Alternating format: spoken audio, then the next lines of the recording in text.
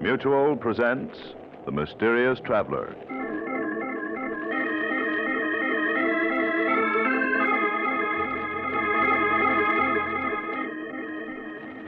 This is The Mysterious Traveler, inviting you to join me on another journey into the realm of the strange and terrifying.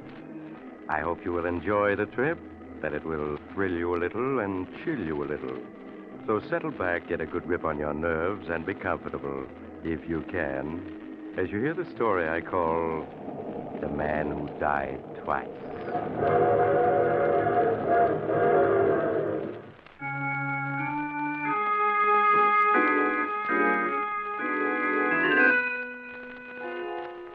Tonight, we're going to delve into a murder most strange, one that confused many of the greatest legal minds of our day. My story begins in the mansion of Judge Marital, situated high on a hill overlooking a large New England city. It is early evening, and Judge Marital, one of the state's foremost jurists, is sitting in his library reading a legal brief. As he intently reads, the French door leading to the porch slowly and silently swings open, revealing a huge white-haired man standing in the doorway. His tremendous bent frame shows the remains of a man who'd been a giant in his youth. Suddenly, the judge becomes aware that he isn't alone. He quickly turns and sees his visitor. Who are you? What are you doing here? Don't you remember me, Judge? No, I can't say that I do. Think back. Think back 16 years when you were judge at a murder trial. 16 years? My good man, I presided over a great many murder trials, as you call them, and I still don't know who you are. Just keep looking at me, Judge, and think back. Think back.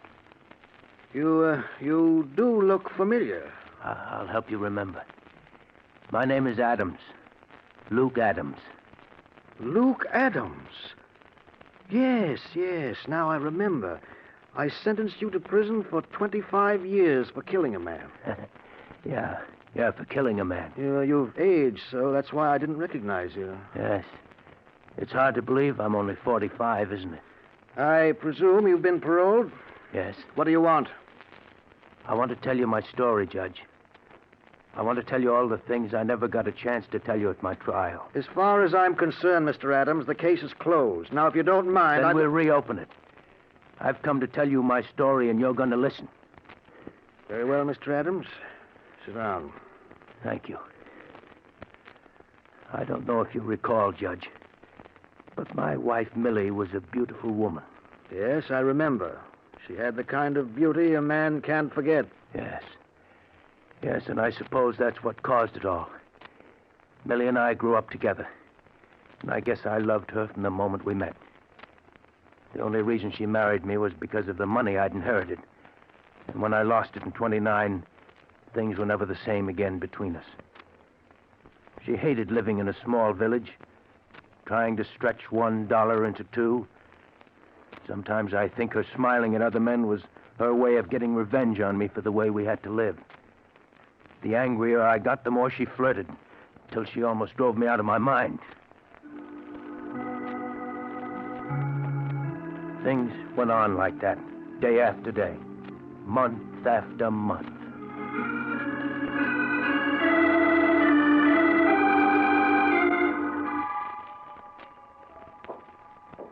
Here comes Luke. Hello, Luke. Getting home from work a bit early today, huh? Yeah.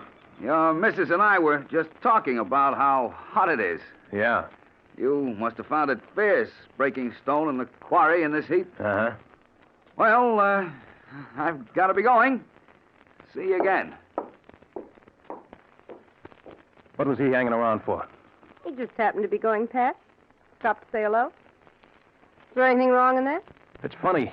Every time I see you talking to someone, it's always a man. How come I never see you talking to women? Because all the women in this village are a bunch of cats. They hate me because I'm beautiful and they're not. All right. But I'm warning you, I don't want to see Chuck, Riker, or any other men hanging around here. If I do, there's going to be trouble.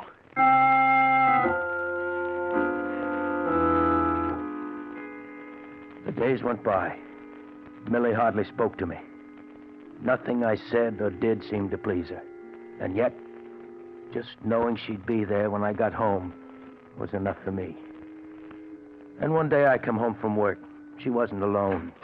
Oh, hello, Luke. Home early, aren't you? What's he doing here? Chuck was going past, dropped in to say hello. Just like that, huh? I thought I told you not to let this happen again. If Chuck wants to call on me, why shouldn't he?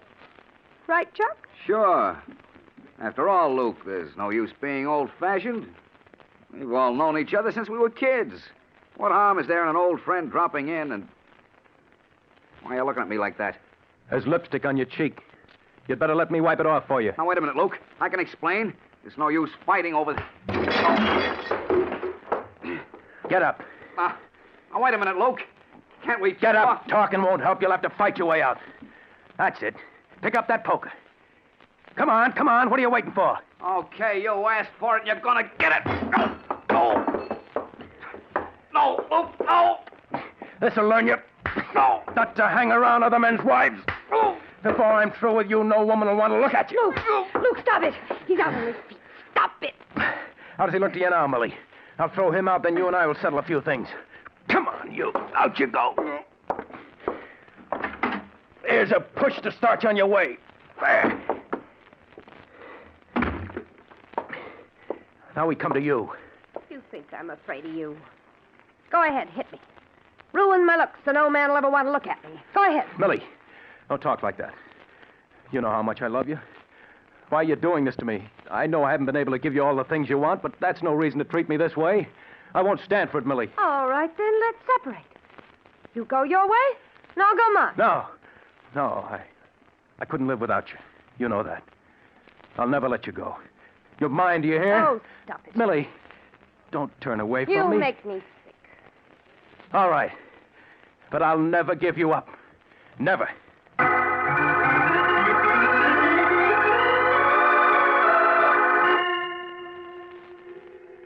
Millie just stood there looking at me, contempt in her eyes. I knew we were through, and yet I couldn't give her up. I clung to the small hope that something would happen that would change her, make her feel toward me as I felt about her. Long, lonely weeks went by. I knew that Millie and I had been the scandal of the village ever since the day I'd beaten Chuck Riker. At the quarry, the men whispered to each other when they thought I wasn't looking. And I could only give vent to my rage by smashing rocks into 1,000 small pieces. Then, one day in the autumn, an opportunity came. An opportunity to escape the villagers and their gossip. Millie, where are you? Here. What is it? Millie, you've always wanted to get away from the village. Now we have a chance. How? Well, I met Mr. Anderson this morning. You remember him. He's an old friend of my father's. What about it? Well, he owns a small farm which he's willing to sell for only $300 down. You mean you want to buy it? Yeah. Just think of it, Millie.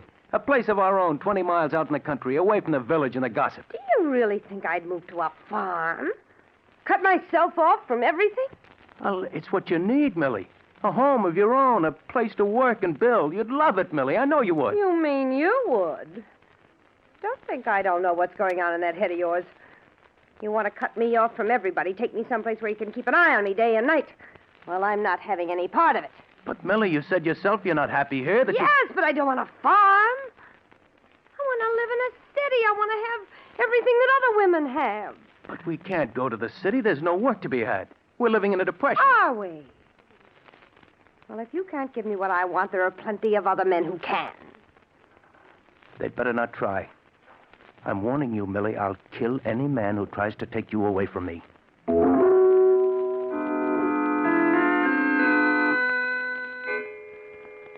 Weeks went by. Weeks in which Millie scarcely spoke to me. We lived as strangers in an uneasy truce. I worked from dawn to twilight at the quarry, and as I worked, I could sense the men gossiping about Millie and myself. I would think of Millie and wonder what she was doing at that very moment. Steve, Yeah, baby? I can't stand it anymore. I can't go on living with Luke. The way he stares at me with those big cow-like eyes of his, watching every move I make. Well, you'll just have to go on putting up with it for the time being. It's all right for you to say that. You don't have to live with him. Sometimes I wonder if you really love me. Oh, don't talk like that, baby. You know I love you. Would I be putting my neck out like this if I didn't? Nobody knows we're meeting secretly. Maybe not, but sooner or later someone will see us together, and then there'll really be trouble. Afraid? I've never run away from a fight yet. I don't mind telling you, I wouldn't like to mix with that gorilla husband of yours. I know, Steve. You've got to be careful. Don't worry, I intend to be. Just let me raise some dough, baby. Figure out one or two angles, then you and I'll be off for the big city. What about Luke? He'd be sure to follow. You don't know what he's like, Steve. He'd never rest till he found us. And when he did... Yeah, you don't have to draw me any pictures. I know that type. If we run off, we'd never have a minute's peace. We'd always be wondering when he was going to catch up with us. Yes. Oh, Steve, what are we going to do? Oh, I don't know, baby. I don't know. We'll just have to sit tight for the time being and be careful not to be seen together. All right, Steve. Oh, cheer up, baby. We'll make the big city yet, and until then, we've got this. Oh, yes, Steve. Yes.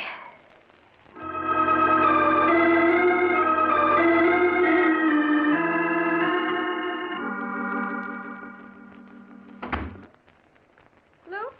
That you? Yeah, Millie. You want me? Yes. I've moved all your things up to the attic. I want you to sleep there from now on. Why? Because you keep me awake half the night with your tossing and turning, and you talk in your sleep. I talk in my sleep. What do I say? You keep yelling my names if I was murdering you or something. Oh, Millie. You'll be all right in the attic. Yes, Millie. Millie, can I talk to you for a minute? What is it? I saw Mr. Anderson again today. Millie, he says he's willing to let us live free for a year on his farm so we can see how we like it. And if we do, we can buy it. I told you before I'm not going to live on any farm. But, Millie, why can't we just try it? It won't cost us anything. If we don't like it, we can give it up. No, I tell you, I won't let myself be trapped like that. You're perfectly willing to take a chance on farming, but you won't consider going to the city. But there are 15 million men out of work. What chance would I have of getting a job in the city? If you had an ounce of courage, you'd try. You don't hear men like Steve Hopkins whining about the Depression and trying to make excuses for staying in this miserable hole. Steve Hopkins, huh? So that's it. You've been seeing Steve Hopkins? No, I haven't been seeing. You're wrong, Luke. You're lying. It's written all over your face. You're afraid, aren't you? You're afraid of what I'm going to do to Steve Hopkins. Now, Luke, listen to me. I tell you, there's nothing between Steve and myself. When I'm finished with him, you'll never want to look at him again. Where are you going? To the village tavern. He's always there on Saturday nights. Luke, come back! Luke, come back!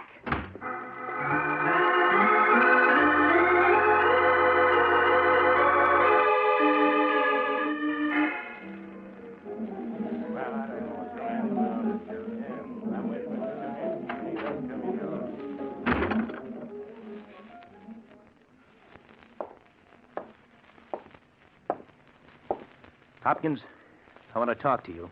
Well, go ahead, Luke. No one's stopping you. You've been making a play for my wife, and I don't like it. You're either drunk or looking for a fight. I haven't spoken to your wife in a year. You're lying.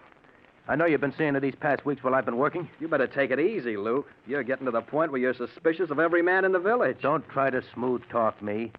I know you've been seeing her, and if you try seeing her again, I'll kill you. You don't frighten me, Luke. And if I wanted to see your wife, not you or anyone else could stop me. Oh, no? I'll show you. Grab it, boys. Grab it. That's it. Let go of me. Let go of me. Show him. Hold on, them boys. Now, Luke, as sheriff of this village, I'd advise you to take it easy. I'll kill him. I'll kill him. I don't like that kind of talk. Now, mind your manners. You'll spend the night in the lockup. No man's going to make a fool out of me and live. Now, get hold of yourself. If Steve was seeing your wife, it'd be common gossip in no time. You know that. He may have fooled you folks, Sheriff, but I know better. You can protect him here, but just wait until I catch him alone. Just wait.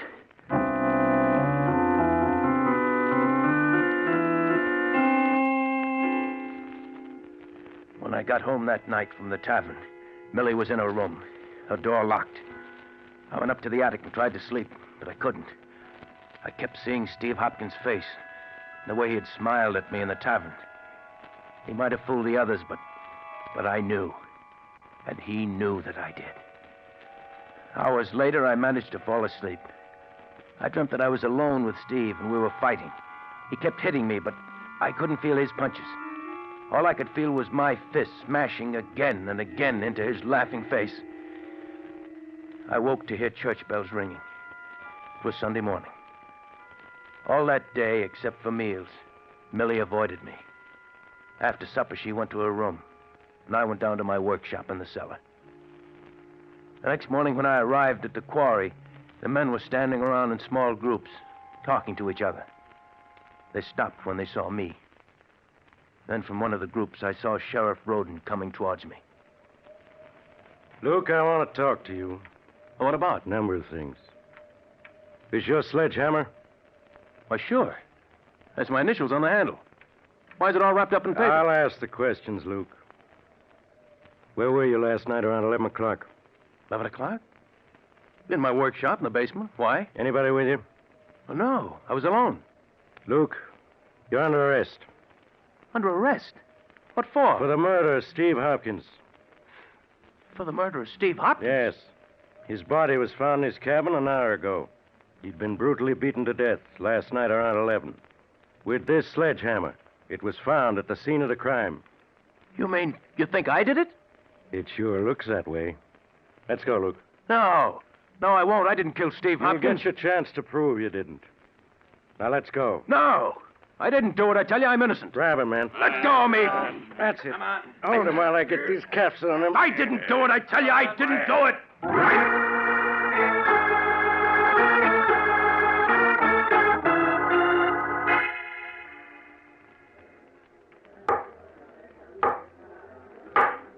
Silence in the courtroom.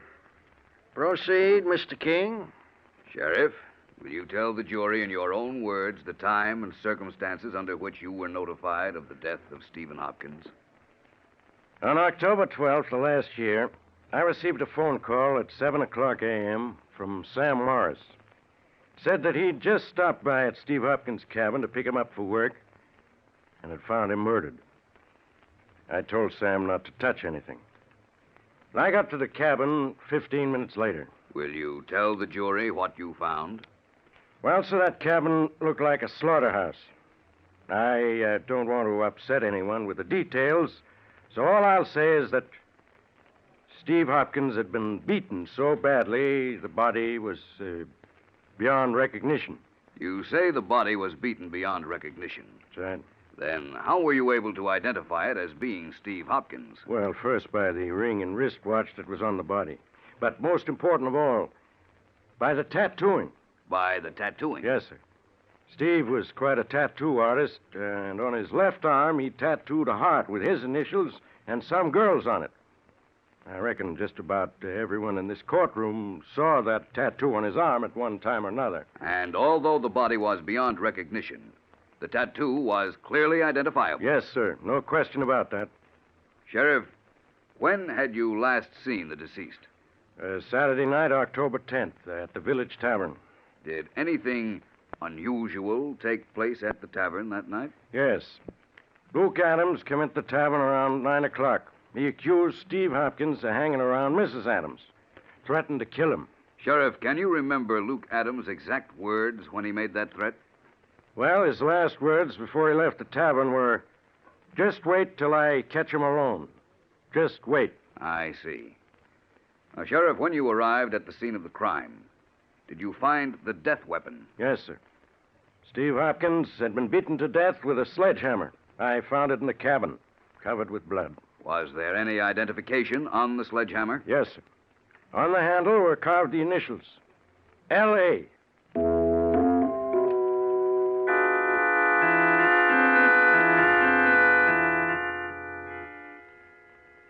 Now, Mrs. Adams, you say there was no justification whatsoever for your husband's suspicions. No, none at all. In other words, he was mistaken when he accused Steve Hopkins of forcing his attentions on you. Yes, he was. I see. Now, your husband has testified that on the night of the murder, he was working in the cellar of your home. Where were you that night, Mrs. Adams? Upstairs in my room? Did you see your husband at all that night? No, I didn't. Would it have been possible for him to have left the cellar that night without your knowing about it? Yes, it certainly would.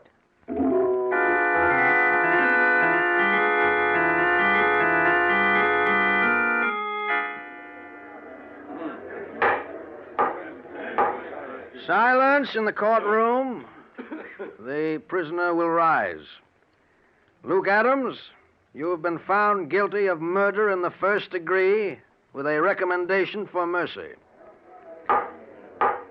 The court hereby sentences you to 25 years imprisonment in the state penitentiary.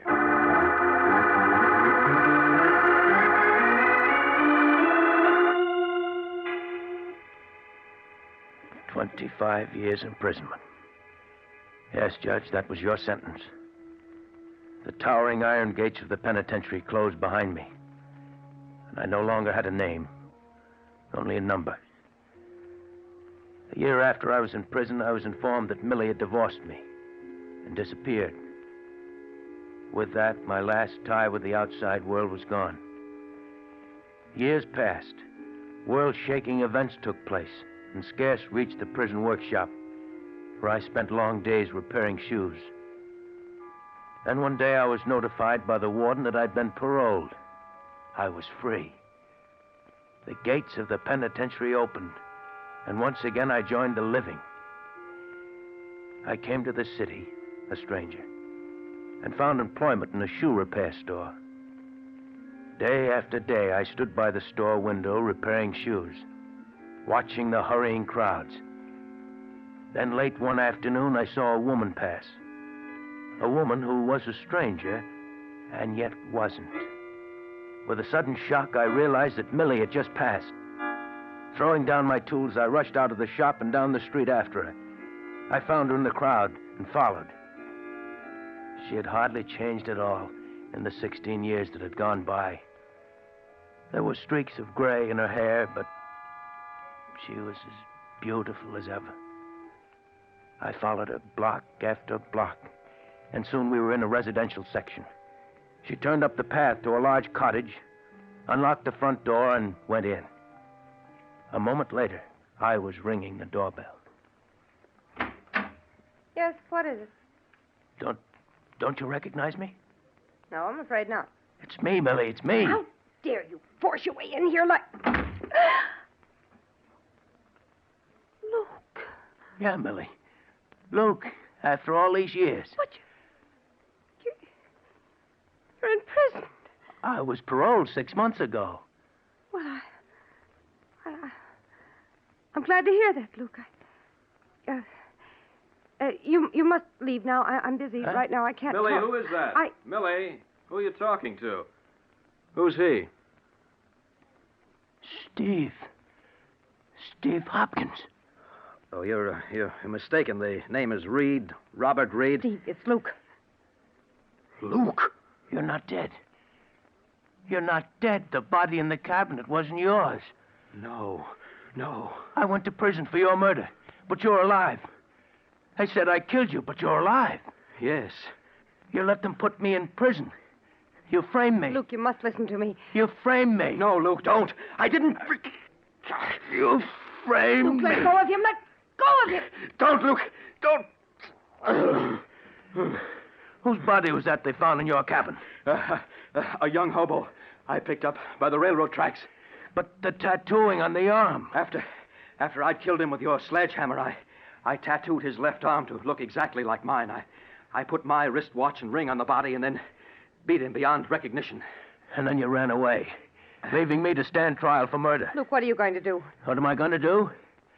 You remember Judge Marshall, don't you, Millie? Yes, I remember him. Well, I read in the papers a few weeks ago that the judge lives here in a fine mansion overlooking the city. What are you getting at? Steve and I are going to visit Judge Marshall. No, Luke, no. You know what that would mean. Luke, we have some money.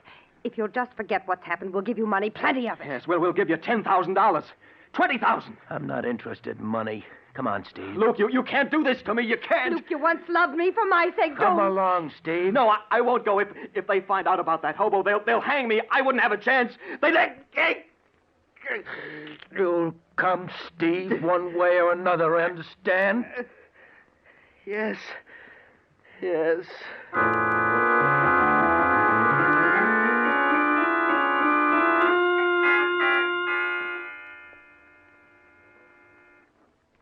Yes, Judge. He didn't want to come here, but in the end, he came. Incredible. Simply incredible. The man is a monster to have done what he did. Where is this man, Steve Hopkins, now? He's out on the porch, Judge. Bring him in, Mr. Adams. I want to see that man. All right, Judge.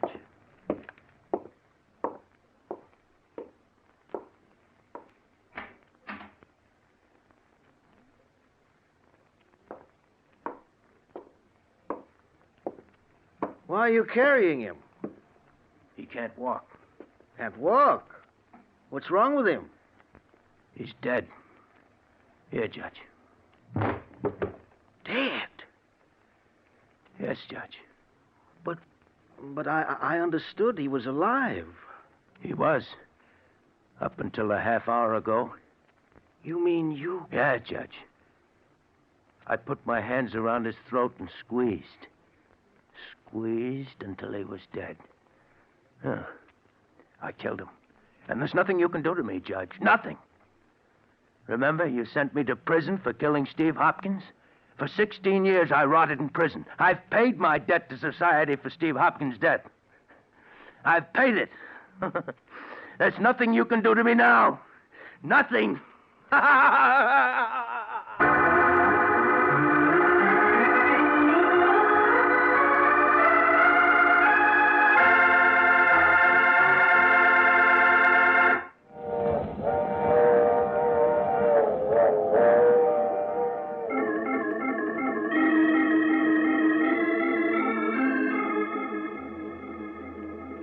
This is the mysterious traveler again. Did you enjoy our little trip? What happened to Luke Adams? Well, his case became one of the most celebrated controversies of the day. Some legal minds claimed he couldn't be sent to prison again. He'd already been punished. Other legal experts insisted he should be tried again. But in the midst of this raging controversy, poor Luke Adams died, and his case was never decided. What do you think? Should Luke Adams have been tried for murder again? Or having already served 16 years for Steve Hopkins' murder, should he have gone free? I should like to know what your verdict is. Send your letters to the Mysterious Traveler, care of Mutual Broadcasting System, New York 18, New York.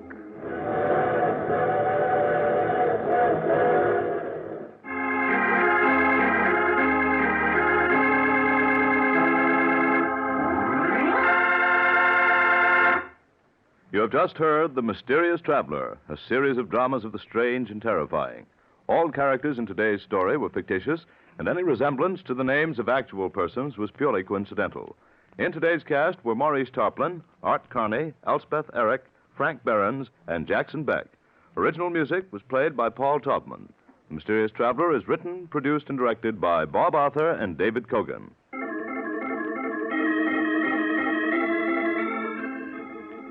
Listen next week to a tale titled The Ivory Elephant. Another Strange and Suspenseful Tale of the Mysterious Traveler.